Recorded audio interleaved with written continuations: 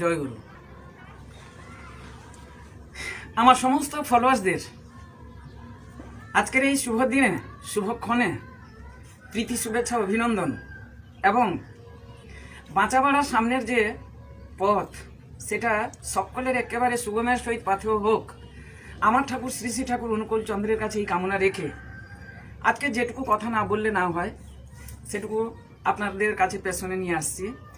ইংরেজি নববর্ষকে আমরা কিন্তু সকলেই স্বাগত জানাই, আমিও তার ব্যতিক্রমী নই। অতএব আপনাদের সকলের প্রতি আপনারা সবাই যেমন স্বাগত জানিয়েছেন, I am just the same.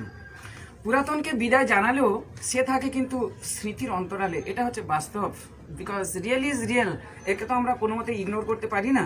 তাই পুরাতনকে বিদায় জানালেও সে থাকে কিন্তু আমাদের স্মৃতির অন্তরালে। কত ঘটনা, সুখ দুঃখের সাক্ষী হয়ে সে মনের কোণে জীবন্ত থাকেই, ভুলে যাওয়া যায় না। ভুলতে পারি আমরা? বলুন না, ভুলতে পারি না। তাহলে পুরাতন বছর মানে আমরা পুরাতনকে ভুলে যাব, আর নূতন বছর মানে নূতনকেই সব কিছু মনে রাখবো? That is next to impossible to anyone, not only me. কারণ পূর্বতনকে অধিকার করেই যে পরবর্তীর আবির্ভাব ঘটে, পূর্বতনকে অধিকার করে কিন্তু পরবর্তী আবির্ভাব ঘটে। না হলে তো দুনিয়ায় ইতিহাস থাকতো না।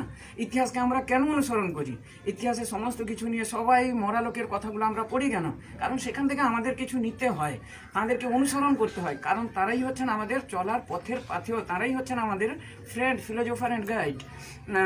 নবীন বেশে, নবীন ছন্দে, নবীন আশা নিয়ে এগিয়ে চলে সম্মুখের দিকে। বাস্তব কথা, আমাদের কিন্তু সম্মুখে চলতে হয় এইভাবেই। পরিবেশ আবার নতুনভাবে বাঁচার স্বপ্ন নিয়ে বৃদ্ধির দিকে এগিয়ে চলে নবীনকে বরণ করে।